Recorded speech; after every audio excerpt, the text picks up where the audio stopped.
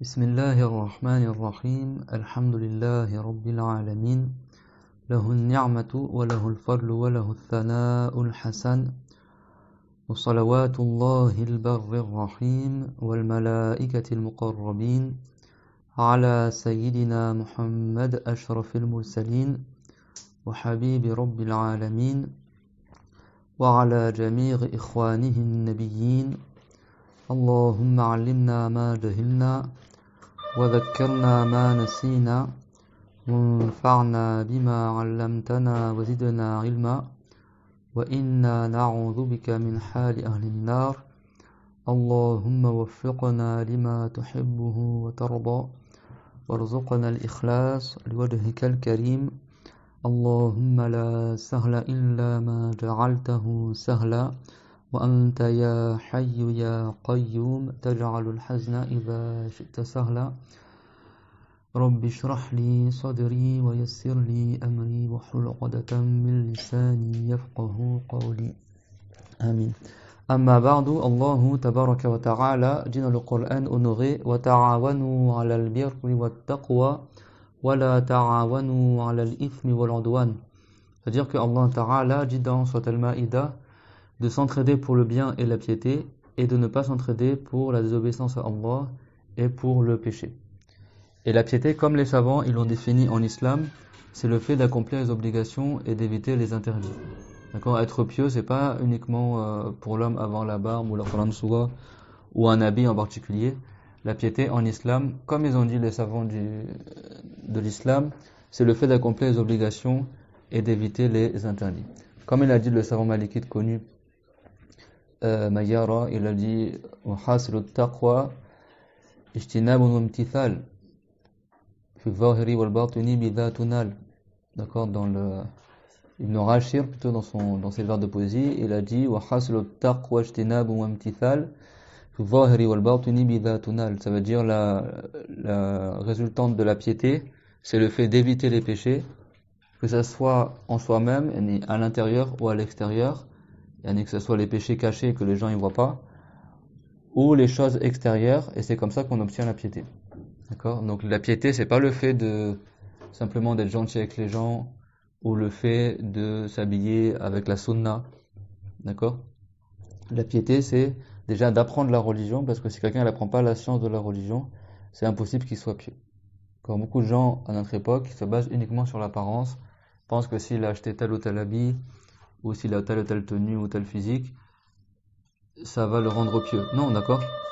Dans le hadith sahih, le prophète Mohammed sallallahu alayhi wa sallam, dans Muslim, c'est rapporté qu'il a dit Inna Allah la yanzuru ila suwarikum wa la ila ajsadikum walakin yanzuru ila qulubikum wa a'malikum.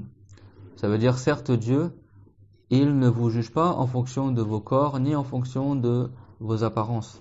C'est-à-dire qu'en islam, ce qui compte si la personne elle va aller au paradis ou pas, c'est pas le fait qu'elle a un physique, tel ou tel physique, soit arabe, soit indonésien ou turc ou autre, et ni ses habits. Mais le prophète alayhi salam, il a dit voilà kayanzuru ila qulubikum, et dans une version wa a'malikum, dire mais Dieu, qu'est-ce qu'il juge ? Il juge ce qu'il y a dans nos cœurs et les actes qu'on fait. D'accord ? Ce qu'il y a dans nos cœurs et les actes qu'on fait. Il y a même un hadith connu où le prophète alayhi salam, il a dit at-taqwa hahuna, at-taqwa hahuna. Il a montré 3 fois son cœur et il a dit la piété c'est ici, la piété c'est ici, la piété c'est ici. C'est-à-dire que la piété ça commence par le cœur. Faire les obligations du cœur, parce que le corps humain il a des obligations concernant les biens qu'il possède, comme pour la zakat par exemple, et le hajj pour celui qui en est capable. Il y a également des obligations vis-à-vis du corps. D'accord, il faut que tu fasses la prière, il faut que tu jeûnes Ramadan.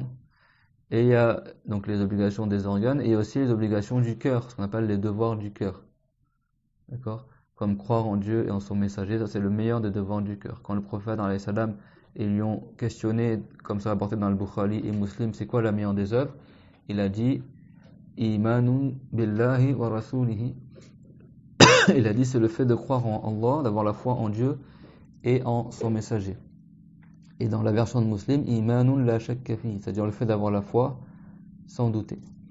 D'accord ? Et la foi musulmane, elle est résumée par deux paroles que chaque musulman y prononce dans sa prière et que toute personne qui veut entrer en islam, elle prononce afin de se convertir à l'islam et d'embrasser la religion de vérité que l'islam, la religion de tous les prophètes. Et ces deux paroles, c'est La ilaha illallah Muhammad Rasulullah. Ça veut dire, il n'y a qu'un seul Dieu, c'est Allah, et Muhammad est le messager de Allah. Donc tous les prophètes, ils ont enseigné cela. Sauf qu'à l'époque du prophète Moussa, alayhi salam, Moïse, les gens ils disaient, il n'y a qu'un seul Dieu, et Moïse est le prophète de Dieu. À l'époque du prophète Jésus, Isa, alayhi salam, ils étaient musulmans, les gens qui suivaient Isa. Et donc ils disaient, il n'y a qu'un seul Dieu, et Isa est le prophète de Dieu. Dans leur langue, ils disaient, La ilaha illallah, Isa Rasulullah. À l'époque du prophète Sulaiman, pareil, il disait le premier témoignage, et dans le deuxième témoignage, il disait, je témoigne que Sulaiman est le prophète de Allah. Et comme ça pour toutes les communautés. À l'époque de Adam, alayhi salam, le premier homme, il disait, il n'y a qu'un seul Dieu, et Adam est le messager de Dieu, ou le prophète de Dieu. Donc tous les prophètes sont venus avec l'islam, comme c'est rapporté dans Surat al-Anbiya. Allah Ta'ala dit وَمَا أَرْسَلْنَا مِن قَبْلِكَ مِن رَّسُولٍ إِلَّا نُوحِي إِلَيْهِ أَنَّهُ لَا إِلَهَ إِلَّا أَنَا فَاعْبُدُونِ. C'est-à-dire qu'il n'y a pas un messager que Dieu l'a envoyé sans qu'il leur ait révélé à chacun d'entre eux qu'il n'y a de Dieu que Allah et donc il faut adorer Allah Azza wa Jal. Et donc le meilleur des prophètes et le dernier d'entre eux, c'est le prophète Muhammad sallallahu alayhi wa sallam. Et c'est celui qui a ramené l'islam sur terre. Parce que l'islam, il avait disparu entre le prophète Jésus et le prophète Muhammad alayhi salatu wa sallam. Donc l'islam, c'est pas une religion qui a été inventée, contrairement à tout le reste des religions. Le bouddhisme, l'hindouisme, le christianisme, le judaïsme, tout ça, ça a été inventé par les humains. Et bien plus que cela, beaucoup de ces religions-là, elles sont en réalité des déformations de l'islam. C'est-à-dire que ces gens-là, au départ, ils étaient musulmans, et petit à petit, ils ont falsifié leur religion, et ils ont fini par inventer une nouvelle religion qui est autre que l'islam. Pour ceux qui sont assidus au cours, ils savent qu'une fois, on avait parlé de qui? De Bouddha, celui qu'on surnommait Bouddha, le grand savant, Bouddha Yani, et qu'on avait dit qu'à la base, Bouddha, c'était un homme vertueux musulman, qui avait enseigné l'islam en Inde, et qui avait beaucoup d'élèves, et que beaucoup de gens glorifiaient, etc. Et après sa mort, il y en a, ils sont mis à l'adorer. Ils sont mis à adorer cette personne-là. Et ils ont inventé une nouvelle religion qui est le fait d'adorer Bouddha. Et du coup, ils ont appelé ça le bouddhisme, soi-disant. C'est-à-dire qu'à la base, même le bouddhisme, pourtant les bouddhistes, ils combattent les musulmans dans certains pays, tout ça, ils les tuent, tout comme ça. À la base, c'était des musulmans. Dans le passé, à la base, Bouddha, c'était un musulman. D'accord? C'était un homme vertueux musulman qui avait enseigné l'islam. Mais après sa mort, les gens, ils ont déformé la religion. Et ils sont mis à adorer lui. Tout comme le prophète Jésus, il était musulman. Il a enseigné l'islam, comme ça va dans le Coran. D'accord? Et que les apôtres du prophète Jésus, ils étaient musulmans également. قال الحواريون نحن أنصار الله آمنا بالله واشهد بأننا مسلمون. Comme ça rapporté dans le Coran. Ça veut dire que les apôtres du prophète Jésus, alayhi salam, ils ont dit, nous donnons la victoire à la religion agréée par Allah, nous croyons en Dieu et témoignent que nous sommes des musulmans. Donc l'islam, c'est pas une religion qui a été amenée par le prophète Mohammed et qui n'existait pas avant. C'est la première religion qui a existé sur terre. Et à l'époque de Adam, alayhi salam, tous les gens étaient musulmans. Tous les humains étaient musulmans au tout début de l'humanité. C'est la première religion qui était sur terre parce que c'est la seule religion de vérité. C'est la seule religion que Dieu a agréée subhanahu wa ta'ala. C'est ce qu'il a dit, Inna ad-dina 'inda Allahi al-Islam. Certes, la religion pour Allah, c'est l'islam. D'accord? La vraie religion, c'est l'islam. Et Allah, tabaraka wa ta'ala, également, il a dit, وَمَنْ يَبْتَغِي غَيْرَ الْإِسْلَامِ دِينًا فَلَنْ يُقْبَلَ مِنْهُ وَهُوَ فِي الْآخِرَةِ مِنَ الْخَاسِرِينَ. وَمَنْ يَبْتَغِي غَيْرَ الْإِسْلَامِ دِينًا. Et celui qui choisit une autre religion que l'islam, فَلَنْ يُقْبَلَ مِنْهُ. Alors ça ne sera pas accepté de lui. Dans l'au-delà, ce ne sera pas reconnu sa religion comme étant la vérité. وَهُوَ فِي الْآخِرَةِ مِنَ الْخَاسِرِينَ. Et il sera parmi les perdants dans l'au-delà. C'est-à-dire qu'il sera dans la perdition éternelle. Il sera châtié en enfer pour l'éternité. Comme Dieu l'a dit, وَمَنْ لَمْ يُؤْمِنْ بِاللَّهِ وَرَسُولِهِ فَإِنَّا أَعْتَدْنَا لِلْكَافِرِينَ سَعِيرًا. C'est-à-dire ceux qui n'ont pas foi en Dieu et en son messager, alors certes, nous avons préparé pour les infidèles, pour les non-musulmans, un feu ardent qui est le feu de l'enfer. Donc c'est pour ça que c'est un devoir de croire en tous les prophètes et de croire en la religion que tous les prophètes ont enseignée, qui est l'islam. Allah Ta'ala dit dans Sourate Al-Baqarah: Amana ar-rasulu bima unzila ilayhi min rabbihi wal mu'minun kullun amana billahi wa malaikatihi wa kutubihi wa rusulihi la nufarriqu bayna ahadin min rusulihi. Ça veut dire que le messager de Allah, Muhammad sallallahu alayhi wa sallam, ainsi que les musulmans qui l'ont suivi, ils disent: nous avons foi en Allah. Alors Allah en arabe, tu peux l'appeler Dieu en français, tu peux l'appeler Dios en espagnol, tu peux l'appeler God en anglais. Ce qui veut dire, c'est Allah, le créateur du monde, d'accord? Le créateur de toutes les créatures qui existent, du bien et du mal, le créateur de la lumière, de l'obscurité, de tout ce qui existe hormis lui, c'est créé par Allah, de nos actes, de nos intentions. D'ailleurs, j'en profite aussi pour dire une chose, avant de continuer le sujet, c'est que il y en a des fois, ils veulent expliquer la croyance islamique à des gens qui n'ont pas appris la religion, et des fois, ils citent des exemples qui portent à confusion. C'est bon? Qui a créé l'être humain? C'est Allah. Qui a créé la volonté de l'être humain? C'est Allah. Qui a créé les gestes que tu fais? C'est Allah. D'accord? Donc si par exemple tu fabriques, si par exemple tu repeins ton salon en blanc, qui a créé la peinture? C'est Allah. Qui a créé le fait que la peinture elle colle au mur? C'est Allah. Qui fait que la lumière a servi sur le mur et tu vois une couleur sur le mur? C'est Allah. Ça c'est Allah qui le crée. D'accord? Donc à partir de là, tu peux dire c'est Dieu qui a créé la peinture, c'est Dieu qui a créé ton salon, c'est Dieu qui a créé le mur blanc, c'est Dieu qui a créé le téléphone, etc. Mais quand on dit créer, ça veut dire qu'il fait exister ce qui n'existait pas. C'est pas créer au sens de aujourd'hui quand tu dis tu crées un nouveau dossier ou tu crées un compte TikTok ou tu crées une page Facebook ou tu crées dans le sens de fabriquer. Quand on parle de Allah, c'est pas la même signification que quand on parle des êtres humains. Donc tout ça, il faut le prendre en considération quand on explique la croyance à quelqu'un qui est débutant dans la religion. Tu vois, il y a plein de gens qui m'ont écrit et m'ont dit voilà, j'ai expliqué à quelqu'un que c'est Dieu qui a créé les applications dans son téléphone. Et la personne n'a pas compris. Mais il ne faut pas dire ça aux gens, parce que les gens, quand tu dis ça, eux, ils comprennent créer dans le sens les développeurs d'applications, etc. Donc ils ne vont pas comprendre de quoi tu parles en fait. Vous avez compris? Et n'est-ce pas que c'est Dieu qui a créé l'électricité, c'est Dieu qui a créé les composants du téléphone, etc. S'il n'y avait pas les matières premières pour fabriquer un téléphone, est-ce que le téléphone devrait exister? Si Dieu n'avait pas créé la volonté chez l'être humain de faire un téléphone, si Dieu n'avait pas créé le courant électrique, si Dieu n'avait pas créé les matières premières du téléphone, si Dieu n'avait pas créé ta main, ton regard, ta volonté, etc., il n'y aurait pas eu de téléphone. D'accord? Tout ce qui existe hormis Dieu, ça c'est une règle, tout ce qui existe hormis Dieu, c'est créé par Allah. Que ça soit un téléphone, que ça soit un livre, que ça soit une montagne, des cieux, la terre, les anges, la lumière, l'obscurité, tout ce qui est hormis Dieu est créé par Allah. C'est clair, il n'y a rien qui existe hormis Dieu qui n'est pas créé par Dieu. Tout ce qui existe hormis Dieu, c'est créé par Dieu. Que ça soit une intention, une idée, une pensée, que ça soit une image, que ça soit un mouvement, une immobilité, que ça soit un corps palpable comme quelque chose qui est solide, comme l'arbre, la pierre, l'être humain, ou quelque chose qui est impalpable comme la lumière et l'obscurité. Tout ça, c'est créé par Allah Azza wa Jal. Et Dieu l'a créé la lumière et l'obscurité, donc Dieu n'est pas une lumière ni une obscurité. Et Dieu a créé les corps palpables comme l'être humain, la pierre et l'arbre. Donc Dieu n'est pas comme l'arbre, la pierre et l'être humain. Dieu c'est pas un volume du tout, c'est pas un corps du tout. La règle de base en islam c'est que Dieu on peut pas l'imaginer. C'est pour ça que tu verras jamais dans une mosquée un dessin où soi-disant ce serait Dieu dessiné dessus. Contrairement aux bouddhistes, aux chrétiens qui dessinent des trucs après prétendent que c'est Dieu. T'as vu en islam, dans les mosquées, tu verras jamais des dessins, tu verras toujours c'est marqué Allah sur le mur. Et même Allah, le mot Allah, ça ne veut pas dire que c'est Dieu lui-même, c'est un mot qui désigne l'être de Allah, Azza wa Jal. D'accord?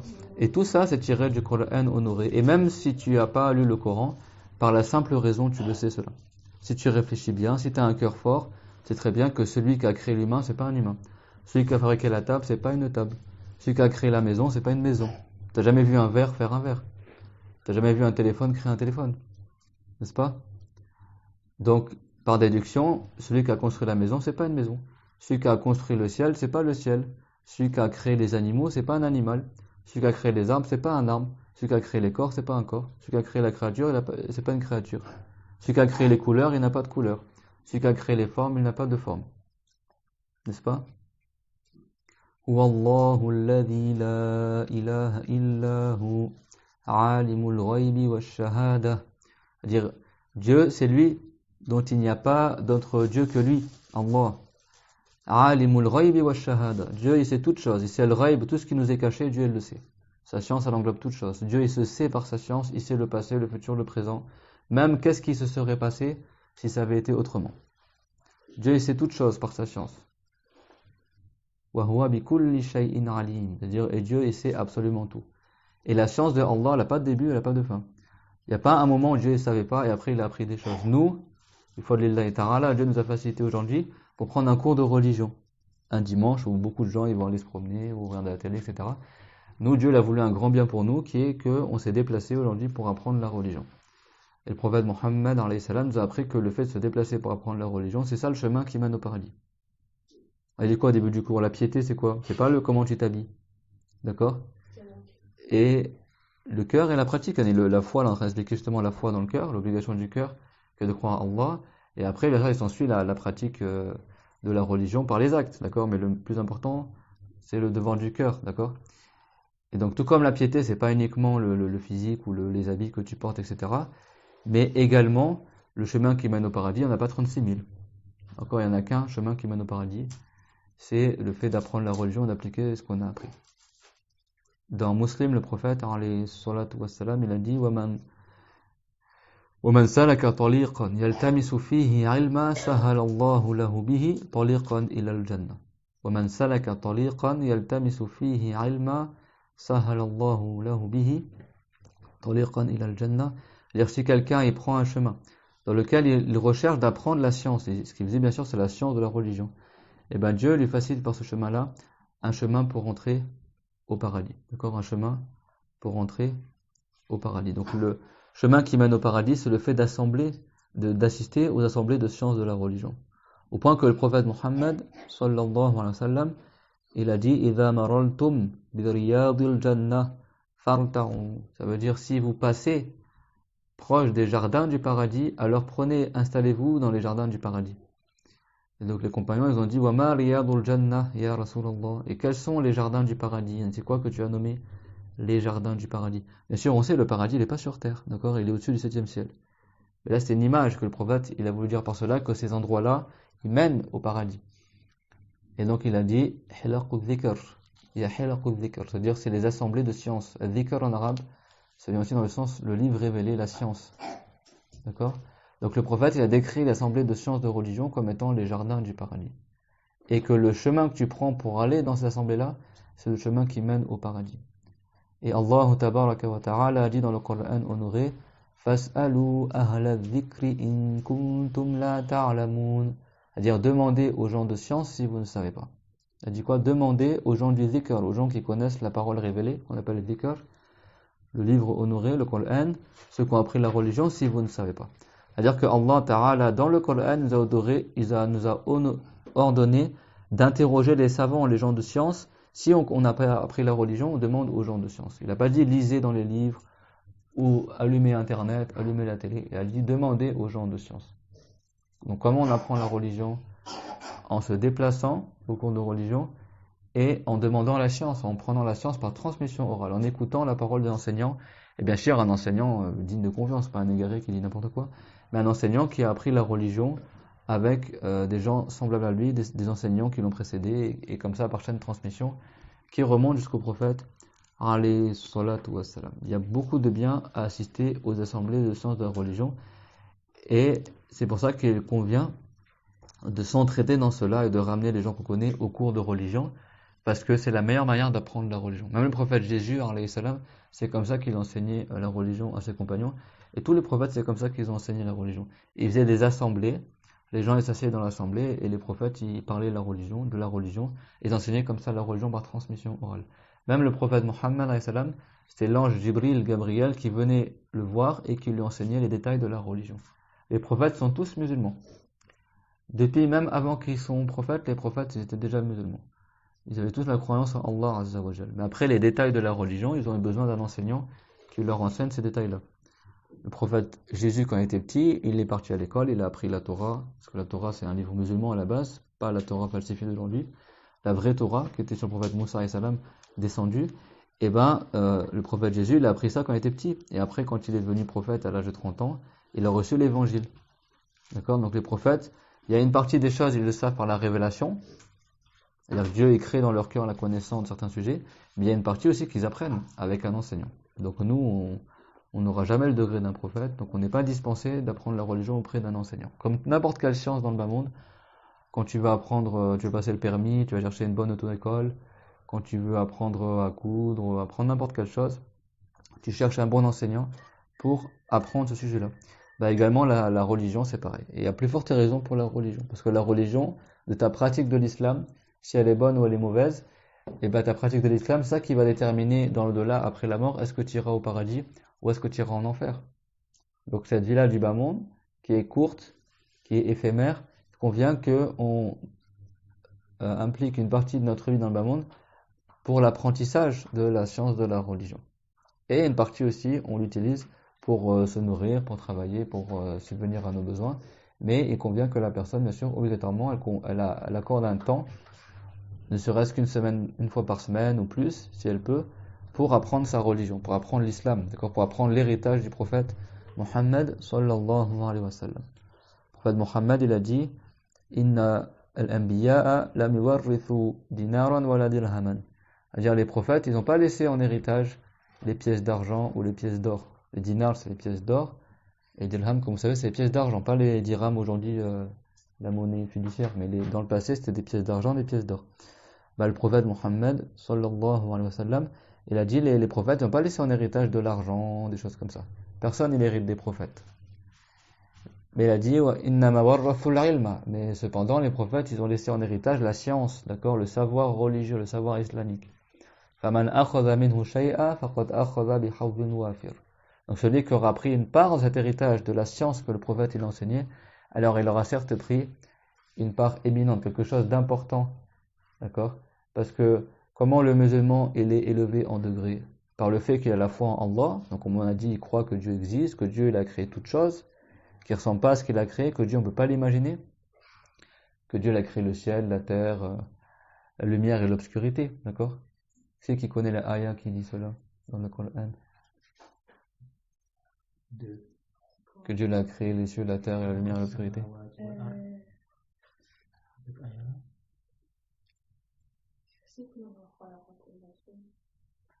Qui cite ces sujets en particulier?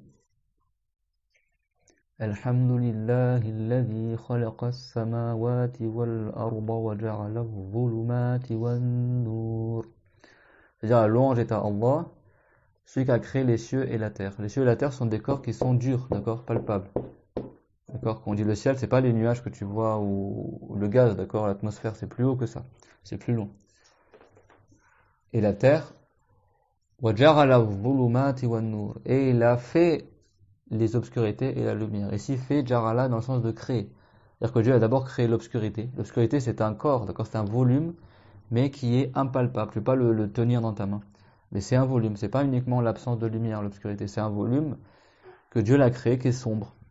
Et à partir de ce volume-là sombre, Allah Ta'ala, il a créé la lumière. وَجَعَلَ الظُّلُمَاتِ وَالنُّورِ. C'est ça qu'on ne dit pas que Dieu c'est une lumière, parce que Dieu il est le créateur de la lumière. Et donc, tout comme c'est pas l'obscurité qui crée l'obscurité, c'est pas non plus la lumière qui crée la lumière, d'accord? Mais Allah Ta'ala, parmi ses noms parfaits, les appellations par lesquelles on nomme Allah Azza wa Jal, on l'appelle An-Nur, d'accord? Mais An-Nur pour Dieu, ça veut pas dire que Dieu serait une lumière, d'accord? An-Nur, ça veut dire que Dieu, il est le créateur de la lumière. Allahu nuru samawati wal ard. Les savants, parmi les compagnons et ceux qui les ont suivis, certains ils ont dit que Dieu c'est lui qui a créé la lumière des cieux et de la terre. Donc on dit qu'il est il est le Nour du ciel et de la terre. C'est-à-dire qu'il est celui qui a créé la lumière des cieux et de la terre. Les cieux et la terre ils sont éclairés par quoi? Par le soleil, par la lune, par les étoiles, d'accord? Parce que les cieux sont transparents, donc le soleil il éclaire par en dessous la terre et par au-dessus, les cieux également ils sont éclairés par le soleil, la lune, etc. Donc ça c'est une des interprétations possibles de la ayah Allahu nuru samawati wal ard. Et Ibn Abbas, qui était le cousin du prophète Mohammed sallallahu alayhi wa sallam, et qui était parmi les plus grands savants de cette communauté, qui était celui qui était surnommé Tarjuman al-Qur'an, celui qui est l'exégète par excellence du Coran honoré, du Coran, il a dit Al-Hadi, il a dit ça veut dire que Dieu c'est celui qui a guidé les cieux et la terre, Et donc ce qui est visé par le fait de guider les cieux et la terre, c'est celui qui a guidé les gens qui sont dans les cieux et dans la terre parmi les croyants. C'est Dieu qui a créé la foi de l'islam dans le cœur des anges qui vivent dans les cieux et aussi sur terre. Et c'est Dieu qui a créé la foi dans le cœur des musulmans parmi les humains et les djinns qui vivent sur la terre. Donc il est Nurus Samawati wal Ard, celui qui a créé la bonne guidée dans le cœur des gens des cieux et de la terre. Ça, c'est deux explications possibles. Donc vous avez vu ces deux explications-là, si tu n'avais pas pris par transmission leur explication dans un cours de religion, tu n'aurais pas pu savoir tout seul qu'est-ce que veut dire cette ayah dans le Coran. Peut-être quelqu'un il pourrait croire que cette ayah veut dire que Dieu est la lumière des cieux et de la terre. Or, dans d'autres ayahs, Dieu nous a fait savoir que c'est lui qui a créé la lumière. C'est clair? Donc Dieu, il est, comme on a dit, Huwallahu alladhi la ilaha illahu alimul ghaybi wa shahada. Donc c'est lui, Dieu, dont il n'y a pas d'autre Dieu que lui. Celui qui connaît, qui sait tout ce qui est caché et tout ce qui est visible. Alimul ghaybi wa shahada. Huwa ar-Rahmanur Rahim. Il est celui qui est très miséricordieux envers les musulmans et les non-musulmans dans le bas monde. Et très miséricordieux envers les musulmans dans l'au-delà. Dans l'au-delà, Dieu fait miséricorde uniquement aux musulmans. Mais dans le bas monde, Dieu accorde sa miséricorde aux musulmans et non-musulmans. La miséricorde, ça veut dire quoi? Le fait que Dieu accorde les bienfaits à ses créatures. Le fait que Dieu accorde les bienfaits aux créatures, c'est ça qu'on appelle la miséricorde. Rahmatullah, rahma. Et la miséricorde de Allah est de deux sortes. Tu as la miséricorde globale, générale, qui concerne tout le monde, même les bêtes, même les non-musulmans, les musulmans et autres. Et il y a une miséricorde spécifique. La miséricorde dans le bas monde, elle concerne tout le monde. Donc les bienfaits dans le bas monde que nous a accordés, comme par exemple le fait de respirer de l'air frais, le fait de manger, le fait de boire, le fait de vivre, d'accord, une vie paisible, ou le fait de se marier, le fait d'avoir de l'argent, le fait d'avoir des habits, le fait de boire de l'eau fraîche. Tout ça, c'est la miséricorde que les créatures, elles partagent dans le bas monde. Même les animaux, ils ont droit à cette miséricorde. Et après, il y a des miséricordes spécifiques, des bienfaits spécifiques, des barakas, des bénédictions particulières que Dieu il accorde dans le bas monde uniquement aux musulmans. Comme les barakas que tu as quand tu fais la prière en assemblée, par exemple. Les certaines choses que Dieu il honore par cela, les musulmans dans le bas monde. Les miracles pour les prophètes, les prodiges pour les saints. Ça, c'est la miséricorde plus spécifique. Mais dans l'au-delà, la miséricorde de Allah Azza wa Jal, elle sera uniquement que pour les musulmans. C'est-à-dire même l'eau fraîche, même l'air frais, le non-musulman, il n'aura pas ça après la mort. Allah Ta'ala dit dans le Coran « Wa rahmati wasi'at kulla shay' fasa'aktubuha lilladhina yattaqun » C'est-à-dire ma miséricorde, elle englobe toute chose dans le bas monde. Elle concerne tout le monde dans le bas monde, même les animaux. Tout le monde il a le droit à des bienfaits que Dieu lui accorde dans le bas monde. Certains plus que d'autres. Mais tout le monde a des bienfaits dans le bas monde, n'est-ce pas? Tout le monde respire, tout le monde a un cœur qui bat, parmi les créatures semblables à l'être humain. فَسَأَكْتُبُهَا لِلَّذِينَ يَتَّقُونَ. Mais Dieu l'a dit, je réserverai ma miséricorde dans l'au-delà à ceux qui auront évité le shirk, la mécréance. Le shirk, c'est le fait d'adorer autre que Allah. Ou alors d'attribuer à une créature un des attributs de Allah. Ça, le shirk. L'association. Par exemple, si quelqu'un dit que le prophète, il est tout puissant, là, c'est comme s'il disait que le prophète c'est Dieu, billah. Ou celui qui dit le prophète voit tout, c'est comme s'il disait le prophète c'est Dieu. Parce qu'il n'y a que Dieu qui voit tout, il n'y a que Dieu qui est tout puissant. D'accord? C'est ça qu'on appelle le tawhid. D'accord? Tawhid en arabe, ça veut dire l'unicité, le fait d'unifier Allah, le fait de dire que Dieu est unique. C'est-à-dire que Dieu n'a pas d'associé, il n'a pas de ressemblant. Personne n'est comme Allah Azza wa Jal. Toutes les créatures, elles se ressemblent du point de vue du fait qu'elles sont créées, qu'elles sont en endroit, qu'elles ont les corps, souvent ils ont une couleur, ils ont une forme, d'accord? Et donc ça c'est les points communs entre les créatures. Il y a des créatures qui bougent, des créatures qui sont immobiles, des créatures qui sont en haut, des créatures qui sont en bas, des créatures qui sont à droite, qui sont à gauche. Ça c'est ce qui réunit tout l'ensemble de la création. On est tous concernés par l'endroit, par le mouvement, l'immobilité, etc. Tu as des créatures qui sont toujours en mouvement. Quand on dit créature, ça ne veut pas forcément dire un animal. Les étoiles, par exemple, sont des créatures. Les étoiles sont toujours en mouvement. Même si dans le ciel, on a l'impression qu'elles sont immobiles, en réalité, elles tournent doucement. Ça, même les non-musulmans, ils le savent. Si tu prends, tu filmes comme ça, en accéléré les étoiles, ou tu prends des photos, tu verras que ça tourne comme ça autour de l'étoile polaire. Les étoiles, Dieu a créé les étoiles, sont des corps qui sont toujours en mouvement. Et il y a des corps qui sont toujours immobiles. Par exemple, les cieux et la terre, jamais ils bougent. Toujours ils sont fixes. Alors bien sûr, quand il y a des séismes, ça fait des mouvements à des endroits particuliers, mais la Terre dans son ensemble, les 7 terres dans leur ensemble, elles sont immobiles. Également, les 7 cieux, ils sont immobiles. Ça, ce sont des corps qui sont toujours immobiles. Et après, il y a des créatures qui sont des fois en mouvement et des fois immobiles. Par exemple, l'être humain, des fois il bouge pas, des fois il bouge. Les djinns, les anges, les animaux autres que ceux-là, les bêtes, et ça sont des corps qui sont tantôt en mouvement, tantôt immobiles. Donc ça veut dire que tout ce qu'on a cité là, comme le mouvement, l'immobilité, le fait d'avoir une couleur, le fait d'avoir une forme, tout ça c'est Dieu qui l'a créé. C'est Allah Azza wa Jal qui l'a créé. D'accord? Comme elle a dit, la sœur, وَخَلَقَ كُلَّ شَيْءٍ dans le Coran. D'accord? Dieu l'a dit qu'il a créé toutes choses. Donc quand je dis tout, c'est vraiment tout dans l'absolu. Sauf Allah, Allah il n'est pas créé. D'accord? Parce que si Dieu était créé, il ne serait pas Allah, il serait une créature. Il ne serait pas le créateur. C'est ça qu'on ne dit pas depuis quand Dieu existe. Dieu n'a pas de début à son existence. Personne n'a créé Dieu. D'accord? Dieu il existait avant les créatures et il n'a pas besoin de ces créatures. Avant que Dieu fasse exister les créatures, Dieu il existait. D'accord? Dieu il est sans début et sans fin. Par contre, toutes les créatures elles ont un début. D'accord? En revanche, toutes les créatures elles sont entrées en existence au moment où Dieu il a voulu qu'elles soient entrées en existence. D'accord?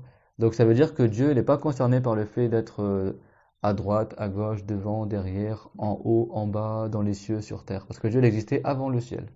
D'accord? Avant que Dieu il crée le ciel, est-ce qu'il était dans le ciel? Non. Parce que le ciel n'existait pas. Avant que Dieu il crée la terre, est-ce que Dieu était sur terre? Non. Parce que la terre n'existait pas. Avant que Dieu ait créé les 6 directions, est-ce que Dieu était dans une des directions? Non, parce que les directions, elles n'existaient pas. Et bien après que Dieu ait créé toutes ces créatures-là, Dieu ne change pas, il est toujours tel qu'il a toujours été, c'est-à-dire sans être sur terre, ni dans le ciel, ni à droite, ni à gauche, ni devant, ni derrière. Et ça, tous les savants du salaf ils disent ça. L'imam Malik ibn Anas il a dit ça, l'imam Shafi'i il a dit ça, l'imam Abu Hanifa il a dit ça, l'imam Ahmad ibn Hanbal, les compagnons, le prophète il a enseigné ça aux compagnons. Le prophète l'a dit Laysa kahuwa shay, ça veut dire il n'y a pas une chose qui est comme Allah. Et il a dit également la fiqrata fir rabb. D'accord? Il n'y a pas d'imagination concernant Allah Azza wa Jal. Et dans le Coran également Dieu leur a rapporté cela. D'accord? Wa anna ila rabbikal muntaha, ça veut dire à Dieu s'arrêtent les imaginations. Donc Allah Ta'ala il a dit Huwa Allahu alladhi la ilaha illa hu alimul ghaybi wash shahada huwa ar-rahmanur rahim huwa Allahu alladhi la ilaha illa huwa al-malikul quddusus salamul mu'minul muhayminul azizul jabbarul mutakabbir subhanallahi amma yushrikun. C'est-à-dire c'est lui qui est Allah. Al-Malikul Quddus, Al-Malik c'est-à-dire celui à qui appartient toute chose. Al-Quddus c'est-à-dire que Dieu n'a pas de défaut. Quand on dit que Dieu n'a pas de défaut, ça veut dire que Dieu il n'est pas concerné par nos caractéristiques à nous. Nous on a une forme, une couleur, on est immobile, on est en mouvement, tout ce qui caractérise les créatures, Dieu n'est pas concerné par cela. Tout ce qui nous caractérise à nous, comme le fait de tomber malade, le fait de bouger, le fait de manger, le fait de boire, le fait de dormir, le fait d'oublier, le fait d'apprendre, tout ça, c'est pas digne de Allah Azza wa Jal. Dieu n'est pas concerné par cela. Ça le tawhid, de faire l'absolue distinction entre Allah et sa créature. Comme Dieu l'a dit subhanahu, fala tadribu lillahi al-amthal, à dire n'accordez pas des ressemblants à Allah Azza wa Jal. Et Dieu il a dit walillahi al-mathalul a'la, c'est-à-dire que Dieu il a les attributs qui sont de la perfection, qui ne sont pas les mêmes attributs que les créatures. Walam yakul lahu kufuwan ahad, ça veut dire il y a personne, il est l'équivalent de Allah Azza wa Jal. Vous connaissez la sourate Al-Ikhlas, Qul huwa Allahu ahad, Allahu samad, lam yalid wa lam yulad, wa lam yakul lahu kufuwan ahad. Donc, dans sourate Al-Hashar, Dieu l'a dit, Huwa Allahu alladhi la ilaha illa huwa al-malikul quddus as-salamul mu'min. As-salam, ça veut pas dire la paix quand on parle de Allah. As-salam, ça veut dire que Dieu, il n'a aucun défaut. Ça rejoint le même sens que Al-Quddus. Ça, ce sont des noms de Allah, d'accord?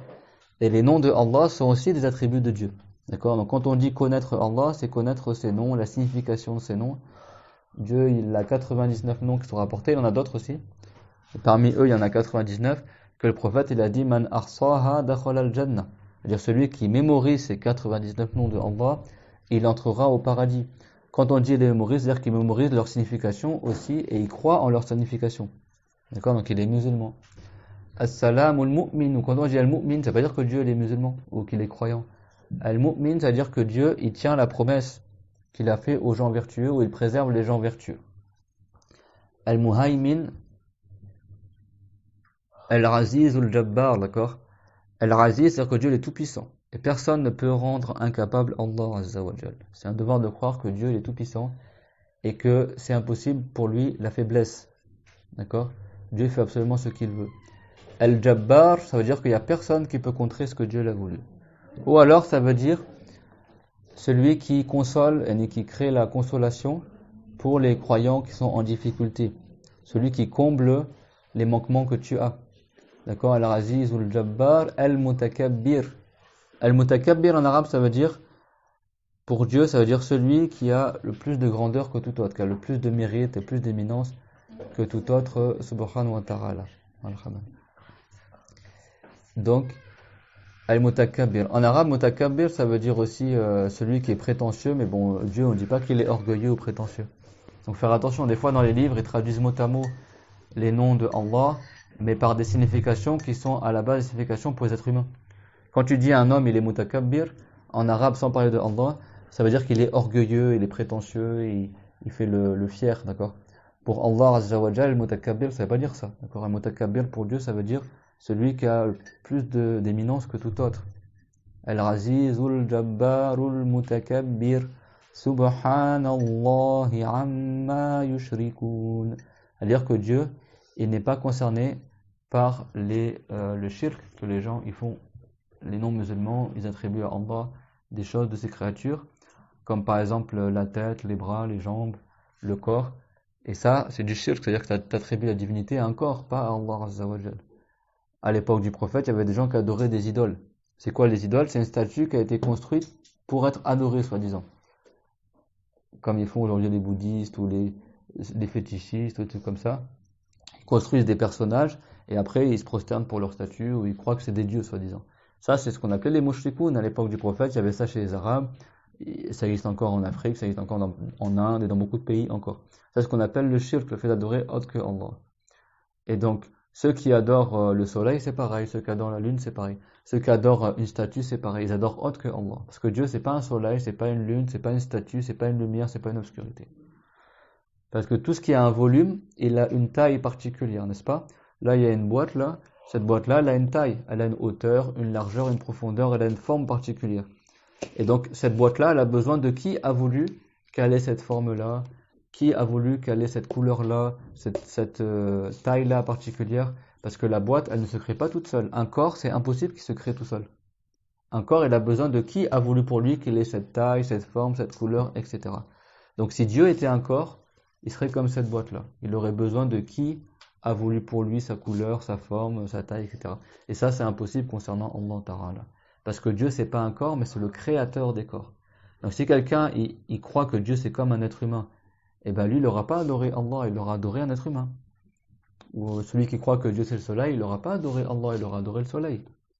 Et donc dans le Coran, Dieu nous a mis en garde d'avoir ce type de croyance-là qu'on appelle le shirk. Et il nous a mis en garde d'avoir pour croyance que Dieu, il partagerait des parties de ses créatures. Qu'il aurait une tête, des jambes, qu'il aurait des enfants, ou une femme. Tout ça dans le Coran, Dieu a dit que c'était faux. Lam yalid wa lam yulad. Dieu, il n'a pas enfanté et il n'est pas l'enfant de quelqu'un d'autre. Wa lam yakul lahu kufuwan ahad. Ça c'est dans le Coran. Et donc Dieu il a blâmé également les mouchriquines à l'époque du prophète et pour leur croyance que Dieu il serait un corps, etc. Et donc il a dit وَجَعَلُوا لَهُ مِنْ عِبَادِهِ جُزْءًا إِنَّ الْإِنسَانَ لَكَفُورٌ مُبِينٌ.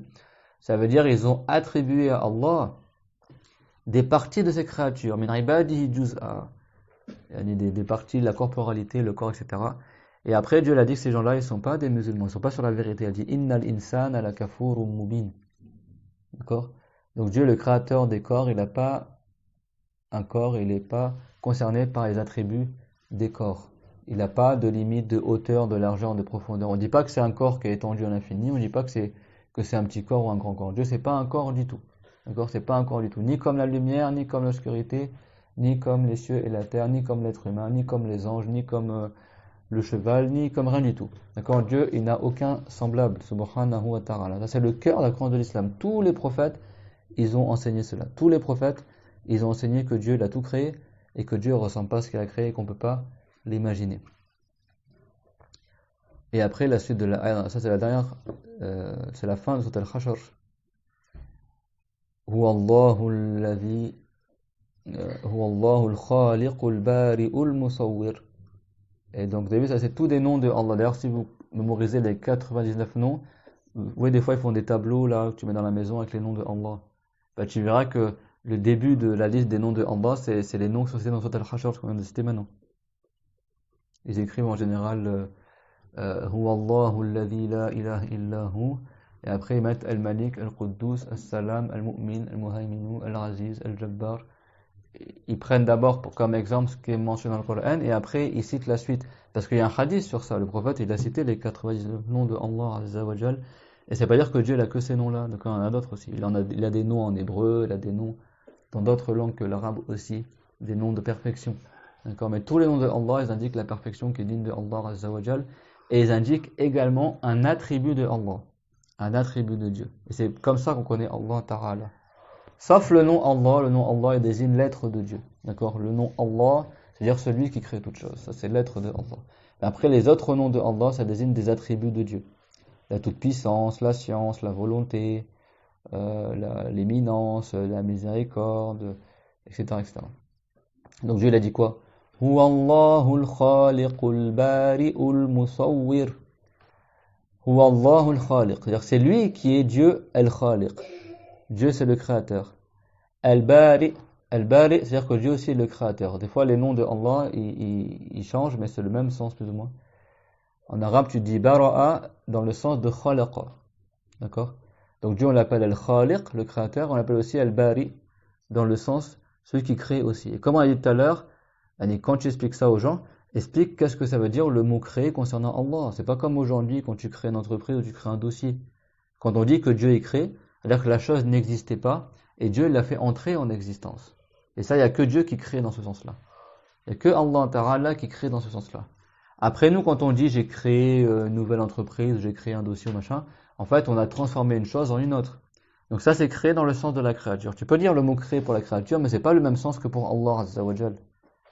Donc évitez de sortir des exemples, même l'application de ton téléphone, c'est Dieu qui l'a créé, même ton salon, c'est Dieu qui a créé la peinture, la couleur de ton salon. Il y a des gens qui vont pas comprendre ces exemples-là. Expliquez d'abord, c'est-à-dire quoi créer quand on parle de Allah. C'est bon? Et le mieux, c'est d'expliquer comme les savants ils ont expliqué. Et comme Dieu l'a expliqué dans le Coran. D'accord? Par exemple, si quelqu'un, comme il dit, c'est un créateur de mode, c'est quelqu'un qui fabrique des habits, tu vas pas dire, bah, c'est Dieu qui a créé ta nouvelle collection, la personne va pas comprendre. Elle va dire, mais non, c'est moi qui ai créé ma collection, pour dire que c'est Dieu qui l'a fait. Oui, mais qui c'est qui a créé la volonté dans ton cœur de faire ces habits-là? C'est Allah. Qui a créé les tissus par lesquels tu as fait tes habits? C'est Allah. Qui a créé les couleurs, et ta perception des couleurs, et le fait que, si Dieu a voulu, là, le pull en laine que j'ai, si Dieu l'a voulu, il aurait fait que la laine, elle reste pas attachée entre elles, que ça se défasse. C'est Dieu qui fait en sorte que les éléments, ils restent collés les uns aux autres. D'accord?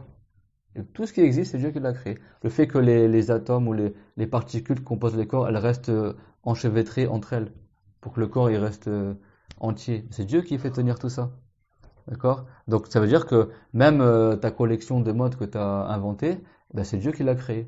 Ça veut dire quoi, c'est Dieu qui l'a créé? C'est Dieu qui a créé dans ton cœur la volonté de faire ces habits-là. C'est Dieu qui a créé les matières premières à partir desquelles tu as fait tes habits. C'est Dieu qui a créé les couleurs. C'est Dieu qui a créé le mouvement de ta machine, l'électricité qui a fait tourner ta machine, la matière par laquelle tes machines sont fabriquées, etc., etc., etc. Donc au final, même si nous, on fabrique des choses, même si nous, on fait des choses, en réalité, il n'y a que Dieu qui crée. Il n'y a que Dieu qui crée. Nous, on fait, mais c'est Dieu qui crée. Vous avez compris le sujet? Des fois, Dieu écrit la chose à partir de rien du tout, à partir du vide. Et c'est possible que Dieu ait créé la chose à partir d'une autre chose. Par exemple, l'habit, il est créé à partir de fils. Et ces fils, ils sont créés à partir du coton. Et ce coton, il a été créé à partir de la plante. Et la plante a été créée à partir de la terre, etc. a été créée à partir de l'eau, etc. D'accord? Et ça renie pas le fait que c'est Dieu qui l'a créé. Vous avez compris ça? Le téléphone, il est bien fait avec du métal, avec des terres rares, etc. Qui a créé ce métal dans la terre? C'est Allah. Qui a créé les terres rares qu'ils utilisent pour faire les batteries? C'est Allah. Qui a créé le mouvement des machines pour sculpter le téléphone? C'est Allah. Qui a créé la volonté de l'ingénieur de dessiner le téléphone, etc.? C'est Allah aussi. Donc au final, c'est Dieu qui a créé le téléphone. C'est clair? Mais ça, je le détaille juste pourquoi. Normalement, c'est pas l'exemple qu'on donne, n'est-ce pas? Mais c'est parce qu'il y a beaucoup de gens en ce moment qui m'envoient des messages et eux, ils veulent expliquer la croyance à un nouveau et ils donnent des exemples comme ça et les gens ils comprennent pas. Donc, c'est ça que dans le cours, je préfère en parler maintenant. Sachez bien expliquer la croyance et de toute façon, dans la croyance, on explique comme les savants ils vont expliquer. Rentrez pas dans des choses que vous maîtrisez pas. Tu vas pas dire à un opticien, c'est Dieu qui a créé tes lunettes, lui il va pas comprendre ce que tu dis. Dire, mais non, c'est moi qui ai fabriqué mes lunettes, pourquoi tu dis que c'est Dieu qui l'a créé? Vous avez compris ou pas? Faut bien faire attention aussi à la compréhension des gens auxquels on s'adresse. Mais au final, c'est une réalité. Dieu a créé toutes choses, les lunettes, les téléphones, etc. Et ça, c'est dans le Coran. Huwa Allahul Khaliqul Bari'u Al-Musawwir. C'est-à-dire quoi Al-Musawwir en arabe? Ça, c'est dans le Coran, dans Sourate Al-Hashr. Al-Musawwiru, ça veut dire Khaliqus Suwar wal-Ashkal. Que Dieu, c'est lui qui a créé les images, les apparences et les formes. Donc, tout comme on a dit tout à l'heure, est-ce que le café crée le café? Non. Est-ce qu'un canapé, il peut créer un canapé? Non. Donc, est-ce qu'une image, elle crée une image? Non. Est-ce qu'une forme, elle crée une forme? Non. Donc, ça prouve que Dieu n'a pas d'image ni de forme. Parce que si Dieu avait une forme ou une image, il n'aurait pas été le créateur des formes et des images. Vous avez vu comment c'est facile la religion de l'islam? Tout est logique. Même un enfant qui est petit, il sait que c'est la vérité. C'est quoi la preuve que l'islam c'est la vérité? Ben, c'est la seule religion conforme à la raison. Les chrétiens, ils vont dire Jésus c'est le fils de Dieu. Jésus c'est Dieu. Ben, Jésus, il est créé. Ils vont dire Mariam c'est la mère de Dieu, soi-disant. Mais Dieu, c'est lui qui a créé Mariam. Donc comment, avant que Mariam elle tombe enceinte de Jésus, qui a créé Mariam alors si Dieu n'existait pas, soi-disant? Vous comprenez, c'est du n'importe quoi. Ça se contredit. D'accord? Dieu, c'est le créateur. Donc le créateur, forcément, il existe avant sa créature. Je ne veux pas dire Jésus, c'est Dieu, mais en même temps, il a créé Marie, alors que Marie, elle existait avant Jésus. Vous avez compris? Toutes les autres religions autres que l'islam, c'est pas logique ce qu'ils disent. Et c'est comme ça qu'on sait que l'islam, c'est la vérité. C'est la seule religion dont la raison saine témoigne de sa véracité, de sa véridicité. Comment on sait que l'islam c'est vrai? Parce que quand tu réfléchis, tu vois que à chaque fois, tu tombes juste avec la religion de l'islam. Alors que d'autres religions, ça va toujours coincer à un moment ou à un autre. Il y aura des choses qui ne sont pas logiques au niveau de la croyance. C'est pour ça que Dieu l'a dit que la seule religion qu'il accepte et qu'il agrée, c'est l'islam. C'est pas une question de culture ou d'histoire, etc. C'est une question que Dieu nous a créé avec la raison et que la seule religion conforme à la raison avec laquelle Dieu a envoyé tous les prophètes, c'est la religion de l'islam. D'accord? Et donc le prophète Mohammed, c'est lui qui nous enseignait cette religion de l'islam, mais elle existait avant le prophète Mohammed. Mais le prophète, lui, il a été envoyé pour réenseigner à nouveau aux gens la religion de l'islam. Donc nous, les musulmans, on ne croit pas uniquement que au prophète Mohammed, on croit à tous les prophètes. Et c'est un devoir de croire que tous les prophètes étaient musulmans, que tous les prophètes, c'est impossible qu'ils fassent des grands péchés, comme boire de l'alcool, manger du porc, consommer le gaz uraire, tuer quelqu'un injustement, etc. Et également, tous les prophètes sont totalement préservés de tomber dans des péchés qui sont indignes des prophètes. Même si c'est des petits péchés, des péchés qui montrent une perversité ou un manque de comportement ou de dignité, ça c'est impossible pour les prophètes, comme voler un grain de raisin, voler un morceau de pain, se cacher pour regarder les femmes en cachette avec des yeux. Ça c'est impossible pour les prophètes, même si c'est pas des grands péchés qui sont aussi graves que boire de l'alcool, etc. Et malgré ça, c'est impossible concernant les prophètes. Également, le fait de mentir, c'est impossible pour les prophètes. Tous les prophètes, c'est obligatoire qu'ils soient véridiques. Parce que si un prophète mentait, ça remettrait en cause tout ce qu'il enseignait. Or, les prophètes, ils ont été envoyés pour enseigner l'islam. Même le lapsus, un prophète ne fait pas un lapsus. Parce que s'il faisait un lapsus, ça remettrait en cause ce qu'il dirait. Et les prophètes sont tous véridiques. Ils ont tous un très bon comportement. Ils ont tous un très beau visage. Comme le prophète, alayhi salam, il a dit Ma barathallahu nabiyyan illa hasana al-wajhi hasana sawt. Wa ana ahsanuhum wajhan wa ahsanuhum sawta. C'est-à-dire Dieu, Allah, il n'a pas envoyé un prophète sans qu'il ait un beau visage et une belle voix. Et après, le prophète, alayhi salam, après nous avoir dit que tous les prophètes avaient un beau visage et une belle voix, il a dit Et moi, je suis celui qui a le plus beau visage et celui qui a la plus belle voix parmi les prophètes. Mais tous les prophètes sont musulmans. Et tous les prophètes sont les meilleurs des humains. Ils sont meilleurs que les anges, meilleurs que les djinns. Ce sont les créatures que Dieu il agrée le plus.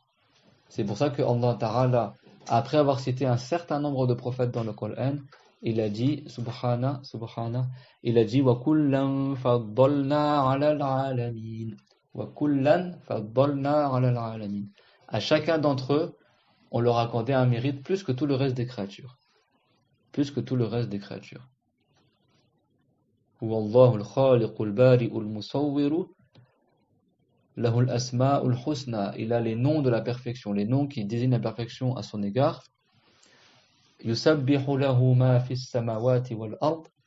Glorifie Dieu, les musulmans qui sont dans les cieux et dans la terre, les anges qui sont dans les cieux et les musulmans qui sont sur terre parmi les humains, les djinns et les anges. Wa huwa al-aziz al-hakim.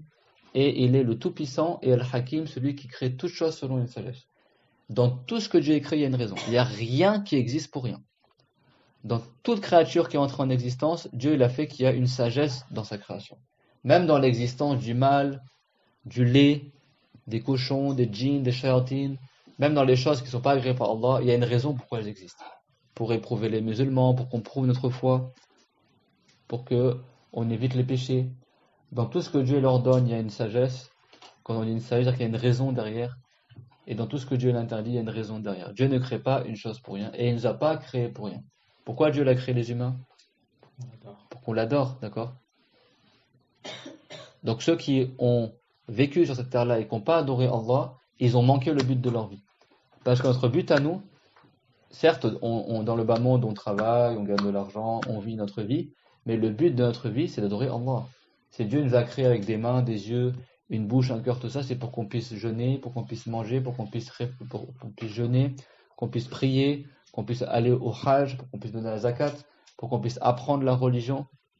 N'est-ce pas que Allah Ta'ala, il a dit Qul huwa alladhi ansha'akum wa ja'ala lakum as-sam'a wal basara wal af'ida qalilan ma tashkurun. Dans Sourate Al-Mulk, Dieu il a dit, c'est Dieu qui vous a créé. Et c'est Dieu qui vous a donné la vision, l'ouïe et les cœurs. C'est-à-dire les 5 sens avec lesquels tu peux acquérir les connaissances. Les yeux, les oreilles.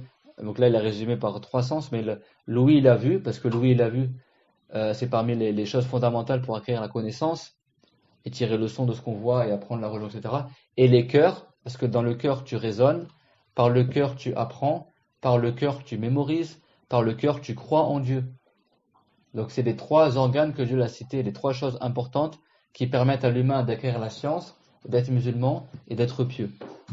Et est-ce que la plupart des humains, aujourd'hui ou hier, tu vois qu'ils utilisent leur vision, leurs oreilles et leur cœur de la bonne manière? N'est-ce pas que les 3/4 des humains, ils n'utilisent pas ça comme il faut? La plupart d'entre eux utilisent leurs yeux pour faire le haram, leurs oreilles pour écouter le haram, et leur cœur, ils croient pas en Allah. Donc ils n'ont pas utilisé ces bienfaits-là que Dieu leur a accordés dans ce que Dieu il a créé. C'est ça que Dieu l'a dit. قُلْ هُوَ الَّذِي أَنشَأَكُمْ وَجَعَلَ لَكُمُ السَّمْعَ وَالْأَبْصَارَ وَالْأَفْئِدَةَ قَلِيلًا مَا تَشْكُرُونَ. C'est peu comment vous remerciez Allah. Kafir en arabe, à la base ça ne veut pas dire mécréant ou infidèle. Kafir ça veut dire celui qui n'a pas remercié, l'ingrat. D'accord? Comment nous on remercie Dieu? Le meilleur remerciement envers Allah c'est de croire en lui. C'est d'adorer Allah Azza wa Jal. Si quelqu'un il ne croit pas en Dieu, même s'il fait beaucoup de prières, même s'il fait du bien envers les gens, il n'est pas agréé par Allah. Et c'est le premier des ingrats, parce que c'est Dieu qui l'a créé, et lui il n'a même pas reconnu l'existence de son créateur. Donc c'est la plus grande des ingratitudes. C'est ça que Dieu l'a dit, wal kafiruna hum zalimun. À dire les non-croyants, ce sont eux les vrais injustes. Parce qu'ils profitent de tout ce que Dieu leur a accordé, la subsistance, tout ça, et après ils disent pas que Dieu l'existe. Ils ne remercient pas Allah. Et d'ailleurs en croyant Allah Azza wa Jal. En croyant Allah Azza wa Jal. Donc Dieu nous a créés afin de nous ordonner de l'adorer. Il a dit subhana wa ma khalaqtul jinna wal insa illa liya'budun wa ma khalaqtu al jinna, je n'ai créé les djinns wal insa et les humains illa liya'budun, je les ai créés que pour leur ordonner de m'adorer. D'accord? Donc nous, il faut qu'on réserve un temps dans notre vie, si on peut plusieurs jours par semaine, si on peut pas un jour par semaine, au moins un temps dans notre vie pour apprendre la religion, apprendre le minimum obligatoire que Dieu nous a rendu obligatoire d'apprendre dans la religion, parce qu'apprendre la religion c'est un devoir. Parce que comme on a dit au début du cours, c'est un devoir d'être pieux, et la condition pour être pieux c'est d'apprendre la religion, pour savoir qu'est-ce qui est obligatoire en islam et comment le faire de la bonne manière, et qu'est-ce qui est interdit en islam et comment l'éviter. D'accord? Mais si quelqu'un il apprend pas la loi de Allah, il ne pourra pas savoir ces sujets-là. et comment accomplir ces choses-là. Donc c'est pour ça que c'est nécessaire d'apprendre pas tout ce qu'il y a dans la religion, pas tous les hadiths, pas tout le Coran, mais d'apprendre au minimum la Fatiha dans le Coran pour faire une prière valable, d'apprendre au minimum les sujets de la purification, la croyance, qu'est-ce qui annule l'islam, le fait d'insulter Dieu, par exemple, c'est annule l'islam. Celui qui se moque de l'islam, il est plus musulman. Celui qui se moque d'un prophète, il est plus musulman. Ce qu'on appelle l'apostasie, le blasphème, l'hérésie par celui qui apostasie par la croyance, le blasphème pour celui qui apostasie par la parole, et le sacrilège pour celui qui apostasie par les actes. Même en France, en français, il y a ces mots-là parce que ça existe même dans d'autres religions que l'islam. Si quelqu'un il marche sur le Coran, il est plus musulman. Si quelqu'un il crache sur la Kaaba, il est plus musulman, par exemple. Ça, c'est des actes qui montrent, qui rabaissent la religion. D'accord? Faire attention à ça. Il y a des gens, en Billah, que je les guide, qu'est-ce qu'ils font? Ils mettent le Coran sur une table et après ils essaient de faire marcher le chat dessus pour montrer à tout le monde que le chat il marche pas sur le Coran, soi-disant. Mais ça, c'est haram. Faire marcher un animal sur le Coran, la personne n'est pas musulmane à faire ça. Aujourd'hui, à notre époque, dans les réseaux sociaux, ils font ça. Zarma, il prend un petit poisson comme ça, et puis il essaie de faire marcher le chat sur le Coran pour montrer. Et puis le chat, à chaque fois, il évite le Coran. Alhamdoulilah, les animaux, Dieu leur inspire des choses. Mais même si le chat, il marche sur le Coran, le chat, il n'a pas de raison. Il sait pas ce qu'il fait. Donc, tu vas pas t'amuser à faire des choses comme ça. Donc, faire attention des fois à ce que tu vois sur les réseaux sociaux. Des fois, qu'est-ce qu'ils montrent aussi? Ça, c'est haram. C'est pas de la mécrance, mais c'est haram. Beaucoup d'images, tu vois, tu as le Coran qui est ouvert et puis tu as une soupra qui est posée sur la page du Coran. N'est-ce pas que vous voyez ça souvent? Mais c'est haram de mettre la soupra sur le Coran. Le Coran, c'est pas une table. Tu poses pas ton téléphone ou un stylo sur le Coran. Le Coran, c'est le livre de Allah. C'est un devoir de glorifier le livre de Allah. Dans le Coran, Dieu l'a dit, ذَلِكَ وَمَنْ يَعَظِّمْ شَعَائِرَ اللَّهِ فَإِنَّهَا مِنْ تَقْوَى الْقُلُوبِ. Ça veut dire, et ceux qui glorifient les symboles de l'islam, comme les mosquées, comme le adhan, comme la sunna du prophète, comme la prière, comme la science de la religion, comme tout ce qui symbolise la zakat, l'appel à la prière, les fêtes de l'Aïd, l'Aïd al-Adha, l'Aïd al-Fitr, tout ce qui symbolise l'islam, eh ben, c'est un devoir de le glorifier, c'est un devoir de le respecter. Donc, rabaisser les symboles de l'islam, c'est haram. Et se moquer des symboles de l'islam, ben, ça fait que la personne elle est plus musulmane. Donc, comment elle fait pour retourner en islam? Elle délaisse cette apostasie-là et elle retourne en islam en disant l'attestation de foi, il n'y a qu'un seul Dieu et Mohammed est le prophète de Dieu. Comme celui qui veut se convertir à l'islam. Ça, c'est des choses qui sont marquées dans le Coran.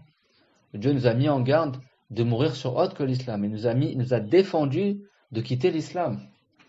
يا أيها الذين آمنوا اتقوا الله حق تقاته ولا تموتن إلا وأنتم مسلمون. C'est-à-dire, ô vous les gens qui avez cru, soyez vraiment pieux, accomplissez bien les obligations, évitez bien les péchés, ولا تموتن إلا وأنتم مسلمون. Et surtout, ne mourrez qu'en étant musulman. Et surtout, ne mourrez qu'en étant musulman. C'est-à-dire que c'est possible que le musulman il perd son statut de musulman et il meurt sur autre que l'islam. Et il meurt sur autre que l'islam. Comme Dieu l'a dit, وَمَنْ يَكْفُرْ بِاللَّهِ فَقَدْ حَبِطَ عَمَلُهُ. Celui qui mécroit en Dieu, qui arrête d'adorer Allah, eh ben, il perd toutes ses œuvres. Il perd toutes ses œuvres. Il perd toutes les récompenses qu'il avait eues de ses bonnes actions. Il a tout perdu. Et s'il meurt sur ça, il sera en enfer pour l'éternité, même s'il avait été musulman à une époque de sa vie. Dieu l'a dit, مثل الذين كفروا بربهم أعمالهم كرماد اشتدت به الريح في يوم عاصف. C'est-à-dire l'exemple de ceux qui mécroient en leur Seigneur, leurs œuvres, c'est comme un amas de cendres qui est emporté un jour de tempête. Si tu as un tas de cendres dehors et puis tu as une tornade ou une grosse tempête qui souffle, est-ce qu'il va rester quelque chose? Tout va s'envoler. La cendre, il ne va plus rien rester. Et bien là, c'est l'exemple des bonnes œuvres des non-musulmans. Même s'ils font beaucoup de bien dans le bas monde, quand ils meurent, il y a tout qui disparaît. وَأَمَّا الْكَافِرُ فَيُطْعَمُ بِحَسَنَاتِهِ فِي الدُّنْيَا حَتَّى إِذَا أَفْضَى إِلَى الْآخِرَةِ لَمْ يَبْقَ لَهُ مِنْ نَصِيبِهَا شَيْءٍ. Le prophète il a dit, quant aux non-musulmans, il est récompensé pour ses bonnes actions dans le bas monde. On a dit la miséricorde de Allah, elle concerne tout le monde dans le bas monde. Dieu l'accorde ses bienfaits à tout le monde dans le bas monde. Au point que lorsqu'il va mourir, le prophète il a dit, لَمْ يَبْقَ لَهُ مِنْ نَصِيبِهَا شَيْءٍ. Il ne restera plus rien de ses bonnes actions quand il va mourir le non-musulman. Il va consommer dans le bas monde toutes les récompenses de ses bonnes actions, au point que le jour où il meurt, il ne restera plus aucune récompense pour ses bonnes actions, il n'aura que les péchés sur lui. Après ça, donc que Dieu nous en préserve. C'est vrai que c'est un devoir d'apprendre la religion pour se préserver des péchés et se préserver également de l'apostasie, de quitter l'islam, du blasphème ou du sacrilège, ou tel que cela. Vous avez vu, tout ce qu'on a cité, c'est marqué où? Tout ce qu'on a cité là depuis le début, c'est dans le Coran, d'accord? À chaque fois, on cite une ayah. Mais si toi, t'as pas appris la religion, c'est possible que tu lises toutes ces ayahs-là, tu récites le Coran, mais tu comprends pas ça du Coran, n'est-ce pas? Et le Coran, ça c'est un point extrêmement important aussi, mes frères et sœurs, c'est que le Coran, il est en quelle langue? En arabe. Le Coran, c'est pas les traductions que tu trouves sur Internet, les messages que tu reçois sur Instagram ou que sais-je en français. Le Coran, c'est pas la Bible qui est traduite en français, d'accord? Le Coran, on n'a pas le droit de le traduire parce qu'on peut pas le traduire le Coran. Le Coran, c'est un miracle. Et dans le Coran, Dieu il a dit que c'est impossible que tu fasses ne serait-ce qu'un seul verset similaire à une ayah du Coran. Vous croyez que les Français ils ont réussi à refaire le même miracle en français? Ben non. Le but même d'un miracle, le principe même d'un miracle, c'est qu'on ne peut pas refaire pareil que le miracle. Et Dieu il a dit bilisanin arabiyyin mubin, que le Coran il est en langue arabe claire. Le fait de soi-disant lire des ayats, des sourates en français, c'est ça qui mène beaucoup de jeunes à notre époque en France à l'égarement. Parce que le Coran, c'est impossible de le traduire en français. Et le Coran, il s'explique et il ne se traduit pas. Parce que traduire mot à mot, ça donne des non-sens en français dans le Coran. Comme on a fait tout à l'heure, Allahu nuru samawati wal ard, si tu donnais le sens en français mot à mot, ça voudrait dire soi-disant Dieu est la lumière des cieux de la terre. Et c'est pas ça ce qui est visé en arabe. Parce que nur en arabe, il a plusieurs sens. Et si quelqu'un n'a pas appris la religion, il ne sait pas quel sens est digne de Allah et quel sens n'est pas digne de Allah. Le prophète, alayhi salam, il a expliqué le Coran aux compagnons. Le prophète n'a pas envoyé le Coran et dit débrouillez-vous avec. Le prophète, alayhi salam, il s'est assis avec les compagnons, alors que les compagnons, ils connaissaient mieux l'arabe que nous. Ils étaient les meilleurs en langue arabe, les compagnons. À l'époque du prophète, les Arabes, ils étaient les meilleurs en langue arabe à son époque. C'est là où les Arabes, ils ont atteint l'apogée dans la compréhension et la parole dans la langue arabe. Et malgré ça, le prophète Mohammed, alayhi salam, il a expliqué le Coran aux compagnons.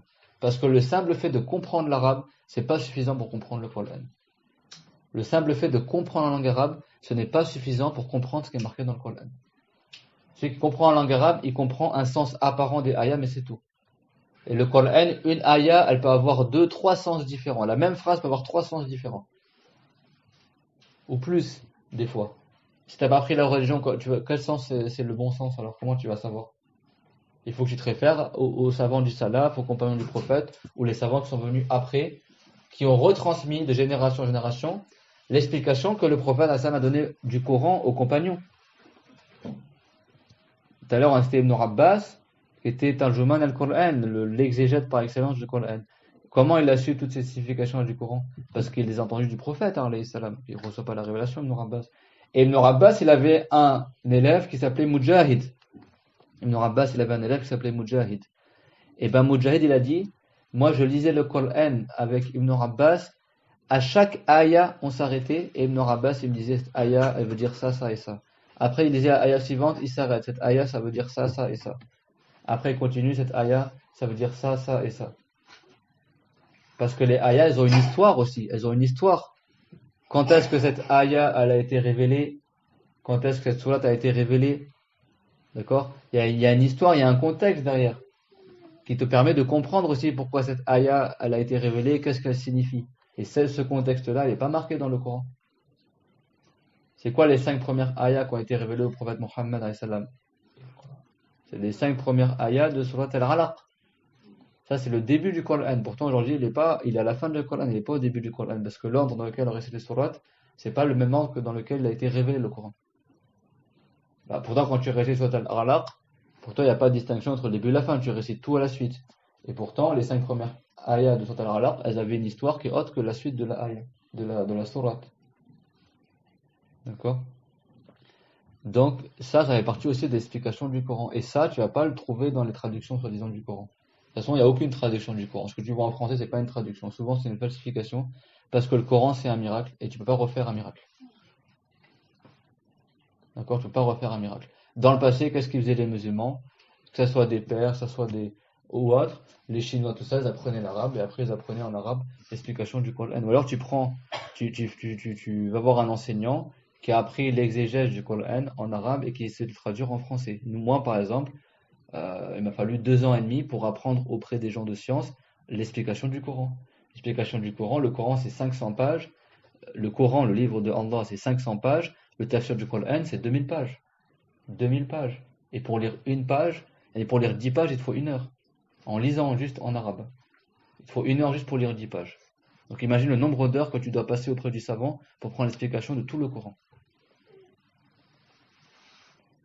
C'est-à-dire que si quelqu'un n'a pas pris le temps d'acquérir cette science-là auprès des savants, c'est pas suffisant qu'il achète le Coran soi-disant en français, il est tout seul et il explique qu'il fait sa religion comme ça, c'est pas valable. C'est pas valable. Le Coran, il n'est pas en français, il est en arabe. D'accord? Donc soit tu apprends l'arabe, après tu recherches un savant qui va t'enseigner l'explication du Coran en arabe, ou soit, si tu sais pas parler l'arabe, tu vas trouver un enseignant qui parle le français et l'arabe, et que lui aussi, cet enseignant, bien sûr, il a appris l'explication du Coran, et après, il t'explique en français ce que les savants ont dit en arabe. D'accord?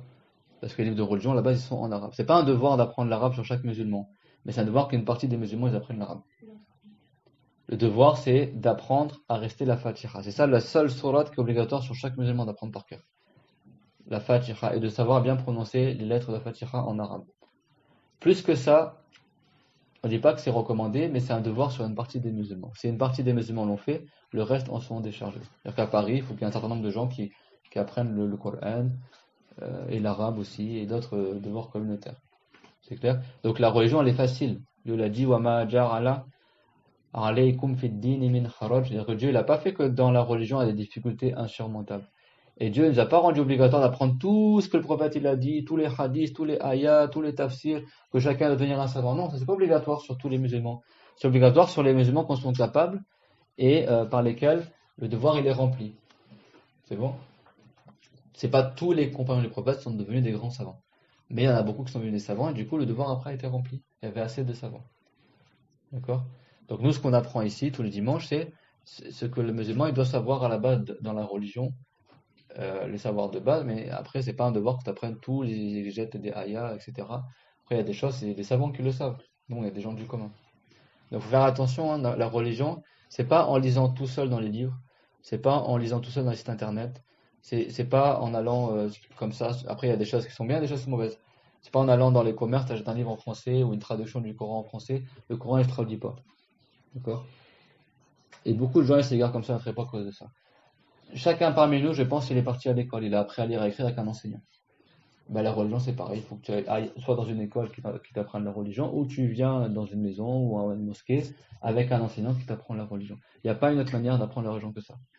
Autodidacte, ça n'existe pas dans la religion. Il n'y a pas j'apprends tout seul, j'achète les livres, j'ai une bibliothèque chez moi. Ça vaut rien du tout dans la religion. Ça vaut rien du tout. Tout ce que tu lis dans les livres tout seul sans enseignant, c'est pas compté comme une science que tu as acquise. Si moi j'achète tous les livres de médecine, et je lis tous les livres de médecine qui ont été rédigés. Est-ce que je vais devenir chirurgien comme ça? Est-ce que je pourrais faire une opération à cœur ouvert à l'hôpital? Non, ça va pas me rendre médecin. Ben, c'est pareil la religion. Tu auras beau lire tous les livres que tu veux en religion, ça va pas te faire de toi quelqu'un qui est un savant. Déjà, il n'y a pas tout qui est marqué dans les livres. Déjà, les livres, ils ont besoin d'être expliqués. Et même le Coran, Dieu il a dit Subhana, yudillu bihi kathiran wa yahdi bihi kathira wa ma yudillu bihi illa al-fasiqin. Ça veut dire que Dieu, il fait que le Coran, ce soit une cause de bonne guidance pour beaucoup de gens. Beaucoup de gens, quand ils lisent le Coran, s'ils ont appris la religion, ça les augmente en foi. Mais il y a aussi beaucoup de gens qui s'égarent en lisant le Coran. Et les gens qui s'égarent en lisant le Coran, ceux qui n'ont pas appris la religion, et sans avoir appris la religion, ils lisent tout seuls dans le Coran et ils comprennent des choses qui sont fausses et après ils s'égarent. Et si quelqu'un n'a pas appris la religion, c'est possible qu'il pense de lui-même que c'est un pieux, regarde, machallah, je lis le Coran tous les jours, etc. Et en fait, il n'est pas agréé par Allah, il est égaré, il ne sait même pas qu'il est égaré parce qu'il n'a pas appris la religion. Et ça, dans le Coran, Dieu nous a mis en garde contre cela. Les compagnons du prophète, qu'est-ce qu'ils disaient? Comme Abdullah, comme Jundub ibn Abdillah, il disait Kunna ma'an nabiyyi sallallahu alayhi wa sallam wa nahnu fityanun khazawira. Fata'allamna al-iman thumma ta'allamna al-Qur'an fazdadna bihi imana. Il a dit, nous, alors qu'on était encore des petits garçons, des petits enfants qui n'étaient pas encore pubères, qui étaient presque pubères, eh ben, on a appris la religion avec le prophète, parce que le prophète alayhi salam est donné cours aux femmes, aux hommes et aux enfants. D'accord? Pas que aux hommes. Et ils ont dit, on a appris c'est quoi la foi, comme aujourd'hui, c'est quoi la croyance islamique. On a d'abord appris le Coran, fata'allamna le Coran, l'iman. On a d'abord appris la foi, l'iman. Thumma ta'allamna le Coran.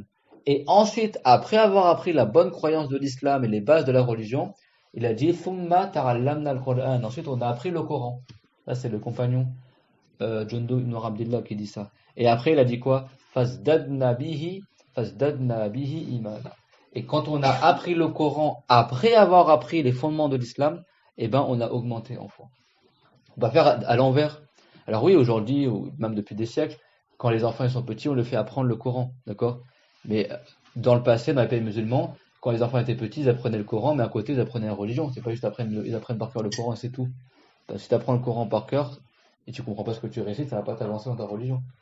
Donc dans le passé, au bled, quand les enfants apprenaient le Coran par cœur jusqu'à aujourd'hui, ça veut pas dire qu'à côté, ils apprennent pas la religion. Non, c'est pas contradictoire avec ce qu'on a dit là, d'accord? Mais les compagnons du prophète, ils apprenaient d'abord la religion et après ils apprenaient le Coran. Comme ça, quand ils lisent le Coran, ils comprennent bien ce qui est marqué dans le Coran et ils savent ce que signifie le Coran. Et le Coran, ce qu'on parle, c'est le livre en arabe, c'est pas les traductions en français. C'est déjà le livre en arabe, le prophète l'a expliqué aux compagnons, alors que dire, nous, on n'est même pas le même niveau qu'eux en arabe. C'est clair, on te montre ça? Donc ça, c'est la bonne méthodologie qu'il faut acquérir pour l'apprentissage.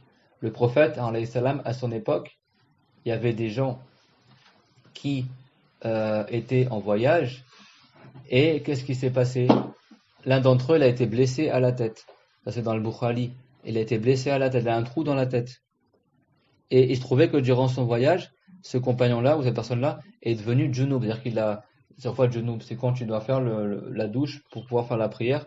Et quand ton sperme il sort, quand tu dors, ou quand quelqu'un fait le rapport sexuel avec son épouse, eh ben, on dit qu'il est junub. C'est-à-dire que pour qu'il puisse faire la prière, c'est plus suffisant qu'il fasse la petite ablution, le wudu, faut qu'il lave tout l'ensemble de son corps. Comme ça, après, il est purifié et il peut aller faire la prière. Tout le monde sait ça. Ou la femme, quand ses menstrues sont terminées, également, elle fait une douche qu'on appelle le ghusl, elle lave l'ensemble de son corps, et après, cela uniquement, elle pourra faire la prière. Donc, cette personne-là, musulmane, qu'est-ce qu'on a dit? Il était blessé à la tête, il avait un trou dans la tête. Or, on sait que si t'es blessé à la tête, t'as la tête ouverte, tu vas pas prendre une douche et te laver la tête alors que ça va nuire ta plaie. Et donc, cette personne-là, il savait pas quoi faire. Donc, il a dit, qu'est-ce que je fais? Je suis junub, je dois faire le ghusl, la grande ablution, le bain rituel, mais je suis blessé à la tête. Donc, il a demandé à ses compagnons de voyage. Et ses compagnons de voyage, ils avaient mal appris la religion, ils n'avaient pas bien appris la religion. Et qu'est-ce qu'ils ont répondu? Ils ont parlé sans science, ça c'est un grand péché.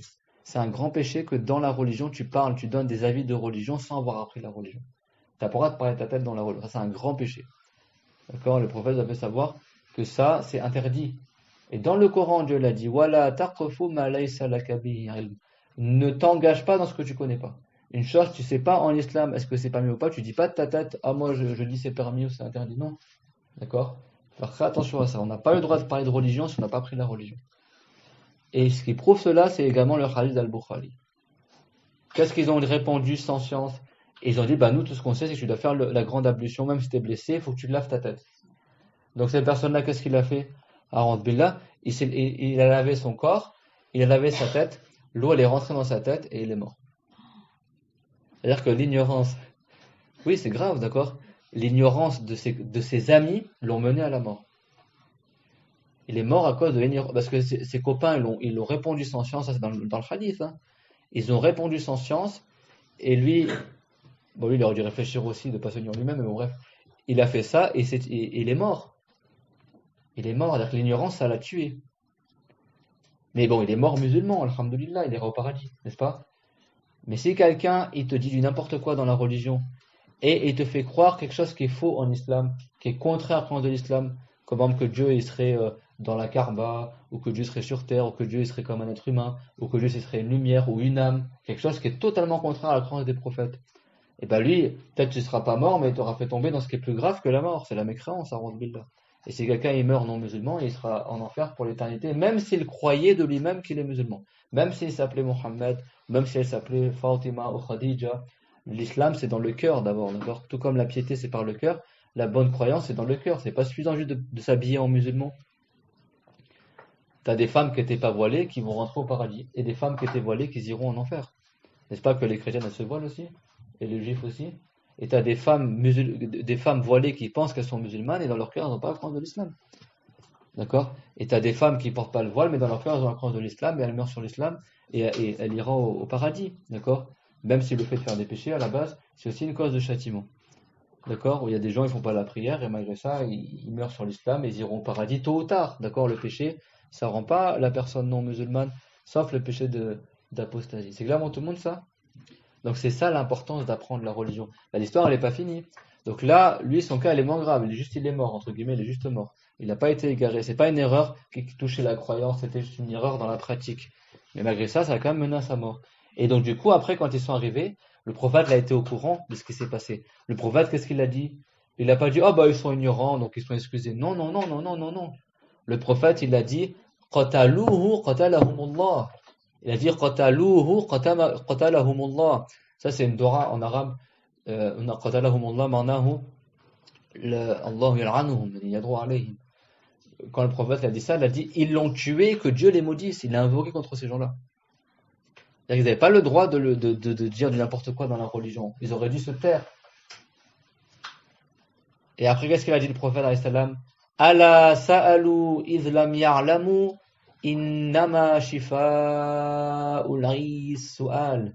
Ça veut dire, n'ont-ils donc pas posé la question s'ils ne savaient pas? Certes, le remède à l'ignorance, c'est de demander aux savants, c'est de poser la question. Ça revient à l'ayah qu'on a dit tout à l'heure. C'est-à-dire qu'il y a combien de hadiths, combien de ayahs qui montrent que la science de la religion, comment on l'obtient? En posant la question à l'enseignant. D'accord? En venant chercher la science de la religion de la bouche des enseignants.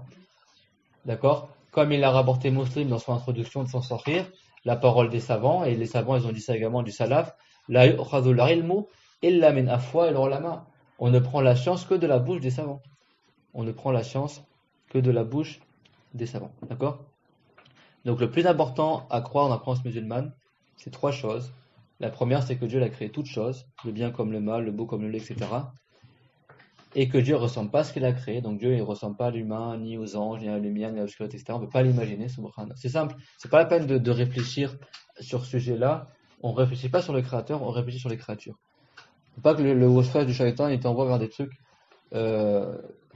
troubles, d'accord? C'est simple, tu dis Dieu, on l'imagine pas. Comme le prophète l'a dit, la fikrata fi rabb. On n'imagine pas le créateur. D'accord? Mais le fait de méditer sur les créatures, eh ben, ça te prouve l'existence du créateur. Et ça te permet de connaître Allah, parce que plus tu regardes les créatures, plus tu sais que Dieu ne ressemble ni à ça, ni à ça, ni à ça, ni à ça. Donc plus tu analyses les créatures, plus tu sais par opposition que Dieu n'est pas comme ça, pas comme ça, pas comme ça. Donc tu connais encore plus ton créateur, subhanahu wa ta'ala. C'est pour ça que ça a apporté d'Ibn Abbas, qu'il a dit tafakkaru fi makhluqatillah wa la tafakkaru fil khaliq. C'est-à-dire méditez sur les créatures, mais ne méditez pas sur le créateur. Donc c'est quoi les trois points les plus importants? On termine sur ça. C'est que Dieu a créé toute chose et ne ressemble pas à ce qu'il a créé. Que Dieu, il ressemble pas à ce qu'il a créé, on ne peut pas l'imaginer. Et troisième chose, c'est que la parole de Allah, c'est pas un son, ni des lettres, ni une langue. D'accord? Dieu, il parle pas comme nous, on parle. La parole de Dieu, c'est pas une langue arabe, c'est pas une langue hébreu. Nous, notre langue, elle a un début, elle a une fin. Elle est composée de mots, de phrases, de paragraphes. La parole de Dieu n'est pas ainsi. La parole de Dieu, on ne peut pas l'imaginer. Tout comme Dieu, on ne peut pas imaginer son être, également, on ne peut pas imaginer ses attributs. Donc Dieu ne parle pas comme nous, on parle. La parole de Dieu, elle n'a pas de début, elle n'a pas de fin, elle n'est pas composée de phrases ni de mots. Elle n'est pas comme la parole des créatures. C'est clair, mon tout le monde, ça? Donc voilà, celui qui croit en tout ça, et ce qu'on a dit par rapport au prophète, ben, c'est lui qu'on appelle le musulman. D'accord? Et le musulman, c'est ce sur quoi était la religion de tous les prophètes. D'accord? Amana ar-rasulu bima unzila ilayhi min rabbihi wal mu'minun. Juste pour terminer l'ayah qu'on a expliqué au début du cours dans Al-Baqarah. Kullun amana billahi wa malaikatihi. Tous ils ont cru en Dieu, en ses anges. Wa rusuli wa kutubihi wa rusuli. Et en ses livres révélés et en ses prophètes. Et après Dieu l'a dit en rapportant la parole des compagnons du prophète. La nufarriqu bayna ahadim min rusuli. Ça veut dire on ne fait aucune différence, aucune distinction entre quiconque de parmi les prophètes de Allah. C'est-à-dire tous les prophètes de Allah sont venus avec l'islam. Donc on remercie Allah Ta'ala qui nous ait réunis sur l'islam. On lui demande, subhana, qu'il nous fasse mourir sur la religion de vérité, la religion de l'islam. et qu'il nous réunisse dans le paradis, tout comme il nous a réunis aujourd'hui dans le cours de religion. Et on termine notre cours par la meilleure des paroles, qui est l'attestation de foi. On va le dire tous ensemble, Inch'Allah. La ilaha illallah, Muhammad Rasulullah. وآخر دعوانا أن الحمد لله رب العالمين صلى الله على سيدنا محمد أشرف المرسلين الله يا الله يا الله يا الله يا ذا الجلال والإكرام يا ذا الجلال والإكرام يا ذا الجلال والإكرام ربنا آتنا في الدنيا حسنة وفي الآخرة حسنة وقنا عذاب النار ربنا لا تزغ قلوبنا بعد إذ هديتنا وهب لنا من لدنك رحمة إنك أنت الوهاب اللهم اجز عنا محمدا خير الجزاء وسائر النبيين واغفر لنا وللذين سبقونا بالإيمان اللهم اجعلنا هداة مهتدين غير ضالين ولا مضلين وتوفنا وأنت راض عنا وزدنا علما وارنا الحق حقا وارزقنا اتباعه يا الله يا كريم يا أرحم الراحمين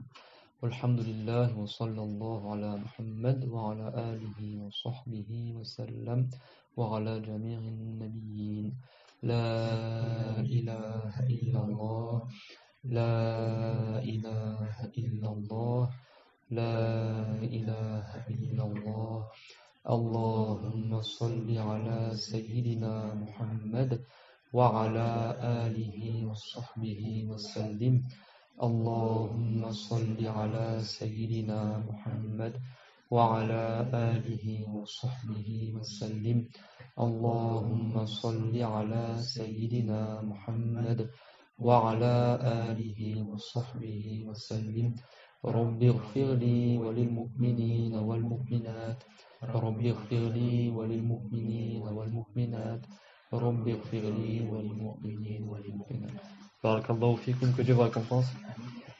جزاكم الله خيرا.